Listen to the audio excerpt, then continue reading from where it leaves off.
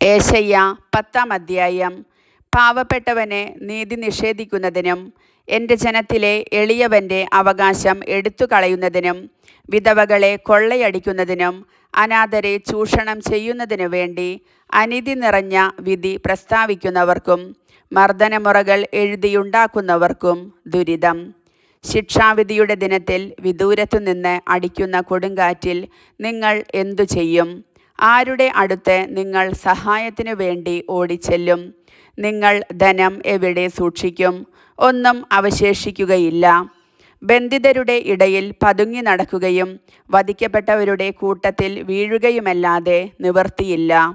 ഇതുകൊണ്ടും അവിടുത്തെ കോപം ശമിച്ചിട്ടില്ല. അവിടുത്തെ കരം ഉയർന്നു തന്നെ നിൽക്കുന്നു. അസീറിയ കർത്താവിൻ്റെ ഉപകരണം. എൻ്റെ കോപത്തിൻ്റെ ദണ്ഡും രോഷത്തിൻ്റെ വടിയുമായ അസീറിയ, അധർമ്മികളായ ജനതയ്ക്കെതിരെ ഞാൻ അവനെ അയക്കുന്നു. എൻ്റെ കോപത്തിന് പാത്രമായ ജനത്തെ കൊള്ളയടിക്കാനും കവർച്ച വസ്തു തട്ടിയെടുക്കാനും തെരുവിലെ ചെളി പോലെ അവരെ ചവിട്ടിത്തേയ്ക്കാനും ഞാൻ അവന് കൽപ്പന നൽകുന്നു. എന്നാൽ അവൻ്റെ ഉദ്ദേശ്യമതല്ല, അവൻ്റെ മനസ്സിലെ വിചാരവും അപ്രകാരമല്ല. നാശം മാത്രമാണ് അവൻ ചിന്തിക്കുന്നത്. അനേകം ജനതകളെ വിച്ഛേദിച്ചു കളയുകയാണ് അവൻ്റെ ഉദ്ദേശ്യം. അവൻ പറയുന്നു, എൻ്റെ സൈന്യാധിപന്മാർ രാജാക്കന്മാരല്ലേ? കൽനോ കാർക്കമിഷ് പോലെയല്ലേ? ഹമാത്ത് ആർപ്പാദ് പോലെയും സമരിയ ദമാസ്കസ് പോലെയും അല്ലേ?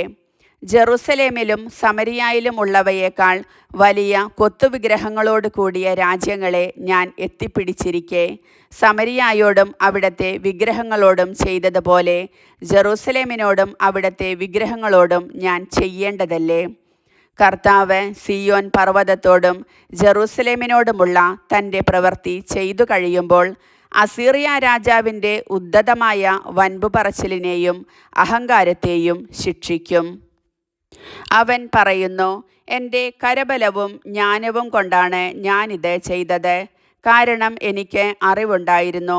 ഞാൻ ജനതകളുടെ അതിർത്തികൾ നീക്കം ചെയ്യുകയും അവരുടെ നിക്ഷേപങ്ങൾ കൊള്ളയടിക്കുകയും ചെയ്തു. സിംഹാസനത്തിലിരിക്കുന്നവരെ ഞാൻ കാളക്കൂറ്റൻ്റെ കരുത്തോടെ താഴെ ഇറക്കി. പക്ഷിക്കൂട്ടിൽ നിന്നെന്ന പോലെ എൻ്റെ കരം ജനതകളുടെ സമ്പത്ത് അപഹരിച്ചു. ഉപേക്ഷിക്കപ്പെട്ട മുട്ടകൾ ശേഖരിക്കുന്നത് പോലെ ഭൂമിയിലെ സമ്പത്ത് മുഴുവൻ കരസ്ഥമാക്കി. ചിറകനക്കാനോ വായ് തുറന്ന് ചിലയ്ക്കാനോ ഒന്നും ഉണ്ടായിരുന്നില്ല.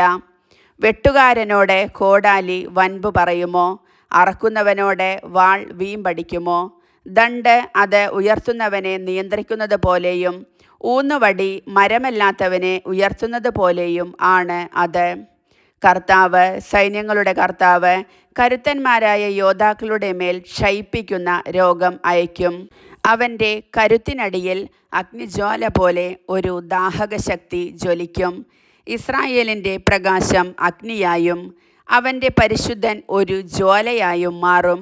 അത് ജ്വലിച്ച് ഒറ്റ ദിവസം കൊണ്ട് അവൻ്റെ മുള്ളുകളും മുൾച്ചെടികളും ദഹിപ്പിച്ചു കളയും. അവൻ്റെ വനത്തിൻ്റെയും വിളവുനിലങ്ങളുടെയും പ്രഭാവം കർത്താവ് നശിപ്പിക്കും.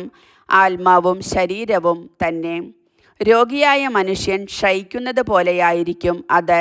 അവൻ്റെ വനത്തിൽ അവശേഷിക്കുന്ന വൃക്ഷങ്ങൾ ഒരു കുഞ്ഞിന് എണ്ണാവുന്നത് പോലെ പരിമിതമായിരിക്കും. ഇസ്രായേലിൽ അവശേഷിച്ചവരും യാക്കോബിൻ്റെ ഭവനത്തിൽ ജീവിച്ചിരിക്കുന്നവരും തങ്ങളെ പ്രഹരിച്ചവനിൽ അന്ന് ആശ്രയിക്കുകയില്ല. അവർ ഇസ്രായേലിൻ്റെ പരിശുദ്ധനായ കർത്താവിൽ തീർച്ചയായും ശരണം വയ്ക്കും. അവശേഷിക്കുന്ന ഒരു ഭാഗം, യാക്കോബിൻ്റെ സന്തതികളിൽ അവശേഷിക്കുന്ന ഒരു ഭാഗം ശക്തനായ ദൈവത്തിങ്കിലേക്ക് തിരിയും. നിങ്ങളുടെ ജനമായ ഇസ്രായേൽ കടലിലെ മണൽത്തരി പോലെയാണെങ്കിലും അവശേഷിക്കുന്നവരിൽ ഒരു ഭാഗം മാത്രമേ തിരിയുകയുള്ളൂ. നീതി കവിഞ്ഞൊഴുകുന്ന വിനാശം നിശ്ചയിക്കപ്പെട്ടിരിക്കുന്നു. കർത്താവ്, സൈന്യങ്ങളുടെ കർത്താവ് നിശ്ചയിക്കപ്പെട്ടതുപോലെ ഭൂമുഖത്ത് പൂർണ്ണ വിനാശം വരുത്തും. സൈന്യങ്ങളുടെ കർത്താവ് അരുളി ചെയ്യുന്നു, സിയോനിൽ വസിക്കുന്ന എൻ്റെ ജനമേ, ഈജിപ്തുകാർ ചെയ്തതുപോലെ അസീറിയാക്കാർ തങ്ങളുടെ വടികൊണ്ട് പ്രഹരിക്കുകയും നിങ്ങൾക്കെതിരെ ദണ്ഡ് ഉയർത്തുകയും ചെയ്യുമ്പോൾ ഭയപ്പെടരുത്.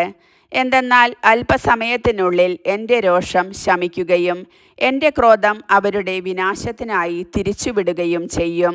സൈന്യങ്ങളുടെ കർത്താവ് ഓറബിലെ പാറയ്ക്കടുത്തു വെച്ച് മിദിയാനെ പ്രഹരിച്ചതുപോലെ അവരെ പ്രഹരിക്കും. ഈജിപ്തിൽ വെച്ച് ചെയ്തതുപോലെ അവിടുന്ന് സമുദ്രത്തിന്മേൽ ദണ്ഡ് ഉയർത്തിപ്പിടിക്കും. അന്ന് അവൻ്റെ ഭാരം നിന്റെ തോളിൽ നിന്ന് നീങ്ങുകയും നിന്റെ കഴുത്തിലുള്ള നുകം തകർക്കപ്പെടുകയും ചെയ്യും. അവൻ റിമ്മോനിൽ നിന്ന് വന്നു അയ്യാത്തിലെത്തി, മിഗ്രോണിലൂടെ കടന്ന് മിക്മാഷിൽ ചെന്നു. അവിടെ അവൻ തൻ്റെ സാമഗ്രികൾ സൂക്ഷിക്കുന്നു. അവർ ചുരം കടന്ന് ഗേബായിലെത്തി അവിടെ രാത്രി ചെലവഴിക്കുന്നു. റാമ വിറകൊള്ളുന്നു, സാവൂളിൻ്റെ ഗിബയ ഓടിമറയുന്നു. ഗാലിം പുത്രി ഉറക്കെ നിലവിളിക്കുക, ലയീഷ ശ്രദ്ധിക്കുക, അനാത്തോത്തെ മറുപടി പറയുക. മദ്മന പലായനം ചെയ്യുന്നു, ഗബിം നിവാസികൾ രക്ഷ തേടി ഓടുന്നു. ഈ ദിവസം തന്നെ അവൻ നോബിൽ താമസിക്കും. സിയോൻ പുത്രിയുടെ മലയുടെ നേരെ, ജെറുസലേം കുന്നിൻ്റെ നേരെ അവൻ മുഷ്ടി ചുരുട്ടും. സൈന്യങ്ങളുടെ കർത്താവ് വൃക്ഷശാഖകളെ ഭീകരമായ ശക്തിയോടെ മുറിച്ചു തള്ളും.